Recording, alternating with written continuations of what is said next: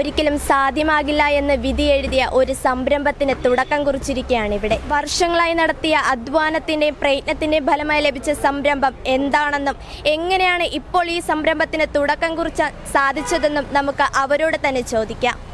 വർഷങ്ങളായി നടത്തിയ നിയമ പോരാട്ടം ഇപ്പോൾ വിജയത്തിലെത്തി നിൽക്കുമ്പോൾ സാറിന് എന്താണ് പറയാനുള്ളത്? വളരെയധികം സാറ്റിസ്ഫാക്ഷനാണ്. ഞാൻ 2011 ഇത് ആരംഭിക്കുന്നത്. ഇത് 2024 എനിക്ക് തുടങ്ങാൻ കഴിഞ്ഞുള്ളൂ. 2011 മുതൽ ഞാൻ നിരന്തരമായി ഇതിന് 7 ഇടത്തുനിന്ന് NOC വേണമായിരുന്നു. അതുകൊണ്ട് നിരന്തരമായ ഓഫീസുകളിൽ കയറി ഇറങ്ങിയാണ് ഞങ്ങൾ ചെയ്തത്. ഓരോ ഓഫീസിലും എക്സ്പെഷ്യലി PWDയിൽ ഒരുപാട് ഇഷ്യൂസ് ഓരോന്ന് പറയും. ആദ്യം പറഞ്ഞു അവിടെ ഞങ്ങളുടെ വസ്തുവിൻ്റെ ഫ്രണ്ടിൽ വേറൊരു വീടിരിക്കുകയായിരുന്നു. വീടും ഒരു 3.5 സെൻറ്റ് സ്ഥലവും ഒക്കെയായിരുന്നു. അതിൻ്റെ വിഷനെ ബാധിക്കുമെന്ന് പറഞ്ഞുകൊണ്ട് ഇത് അപകടങ്ങളുണ്ടാവാൻ സാധ്യത വീടിരുന്നുകൊണ്ട് അതിന് വിസിബിലിറ്റി കുറവാണെന്ന് പറഞ്ഞു. അതുകൊണ്ട് ഞങ്ങൾക്ക് പിന്നെ ഞങ്ങളുടെ തൊട്ടടുത്ത ആളിൽ നിന്ന് ആ വസ്തു അവർ പറഞ്ഞ വിലയ്ക്ക് ഞങ്ങൾക്ക് വാങ്ങിക്കേണ്ടി വന്നു. അതിനുശേഷം ട്രെയിനിങ് ആണെന്ന് പറഞ്ഞു. പിന്നെ ജംഗ്ഷനിൽ നിന്ന് പിന്നെ മോർത്ത് നോംസ് എന്ന് പറഞ്ഞിട്ട് അത് NHനുള്ള നോംസാണ്. അത് കേരളത്തിലെ ബാധകമല്ലത്.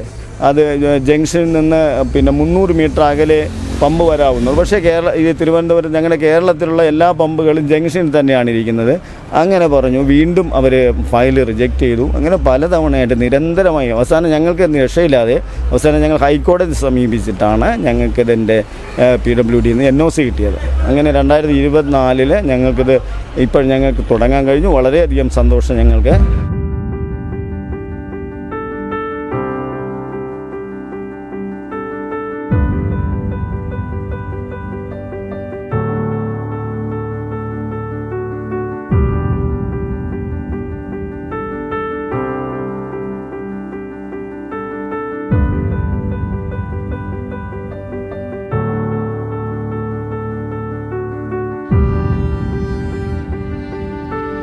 സാർ, സാധാരണക്കാരന് ഒരിക്കലും സാധിക്കാത്ത ഒരു സംരംഭമാണ് ഇപ്പോൾ തുടക്കം കുറിച്ചിരിക്കുന്നത്. എന്താണ് ഇതിന് പറയാനുള്ളത്?